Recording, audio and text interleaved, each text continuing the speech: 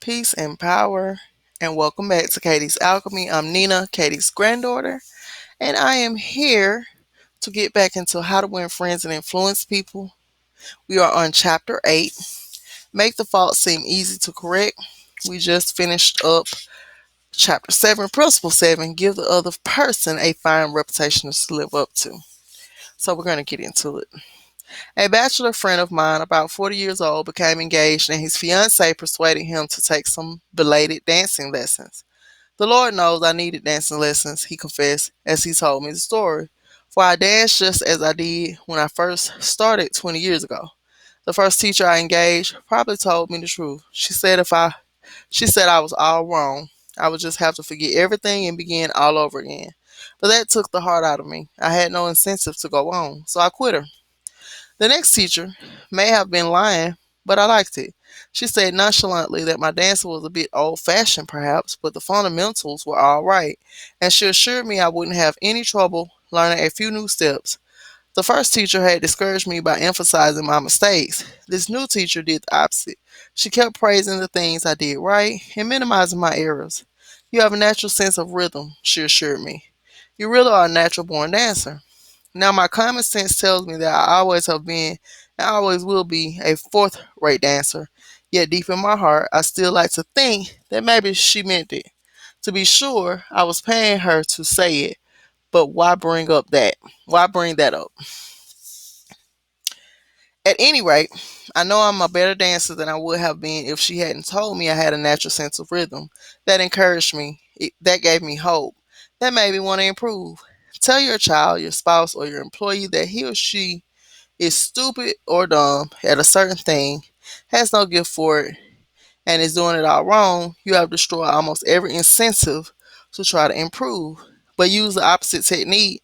Be liberal with your encouragement. Make the thing seem easy to do. Let the other person know that you have faith in his or her ability to do it, that he has an undeveloped flair for it, and that he will practice until the dawn comes in the window in order to excel. Lowell Thomas, a superb artist in human relations, used this technique. He gave you confidence, inspired you with courage and faith. For example, I spent the weekend with Mr. and Mrs. Thomas, and on Saturday night, I was asked to sit on a friendly bridge game.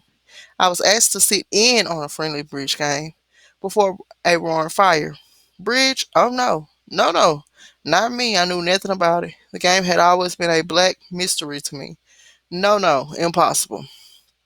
Why, Dale? It is no trick at all, Lowell replied. There is nothing to bridge except memory and judgment. You're reading articles on memory. Bridge will be a cinch for you. It's right up your alley. And presto, almost before I realized what I was doing, I found myself for the first time at a bridge table. All because I was told I had a natural flair for it, and the game was made to seem easy. Speaking of bridge reminds me of Eli Culbertson, whose books on bridge have been translated into a dozen languages and have sold more than 1 million copies. Yet he told me he never would have made a profession out of the game if a certain young woman had assured him he had the flair for it. When he came to America in 1922, he tried to get a job teaching in philosophy and sociology, but he couldn't. Then he tried selling coal and he failed at that. Then he tried selling coffee and he failed at that too. He played some bridge, but it had never occurred to him in those days that someday he would teach it. He was not only a poor card player, but he also was very stubborn. He had so many questions and held so many post mortem examinations that no one wanted to play with him. Then he met a pretty bridge teacher, Josephine Dillon, fell in love with her and married her. She noticed how carefully he analyzed his card and persuaded him that he was a potential genius at the card table. It was that encouragement and that alone, Culbertson told me, that caused him to make a profession of bridge. Clarence M. Jones, one of the instructors of our course in Cincinnati, Ohio, told how encouragement and making faults seem easy to correct completely changed the life of his son. In 1970, my son David who was 15 years old, came to live with me in Cincinnati. He had led a rough life. In 1958, his head was cut open in a car accident, leaving a very bad scar on his forehead. In 1960, his mother and I were divorced, and he moved to Dallas, Texas with his mother.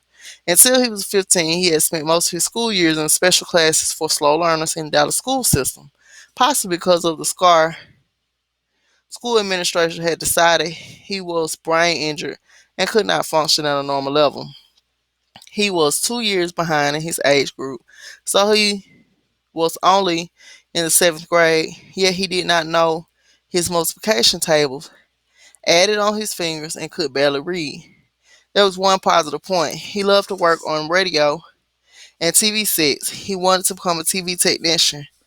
I encouraged this and pointed out that he had I encouraged this and pointed out that he needed math to qualify for the training. I decided to help him become proficient in this subject. We obtained 4 sets of flashcards, multiplication, division, and subtraction. As we went through the cards, we put the correct answers in a discard stack. When David missed one, I gave him the correct answer and then put the card in the repeat stack until there was no cards left. I made a big deal of each card he got right, particularly if he had missed it previously. Each night we would go through the repeat stack until there were no cards left. Each night we timed the exercise with a stopwatch. I promised him that when he could get all the cards correct in 8 minutes with no incorrect answers, we would quit doing it every night. This seemed this this seemed an impossible goal to David. The first night it took 52 minutes, the second night 48, then 45, 44, 41, and then under 40 minutes. We celebrated each reduction. I called in my wife, and we both hugged him, and we all danced a jig. At the end of the month, he was doing all the cards perfectly in less than 8 minutes. When he made a small improvement, he would ask to do it again. He had made the fantastic discovery that learning was easy and fun. Naturally, his grades in algebra took a jump. It is amazing how much easier algebra is when you can multiply. He astonished himself by bringing home a B in math. That had never happened. That had never happened before. Other changes came with almost unbelievable rapidity.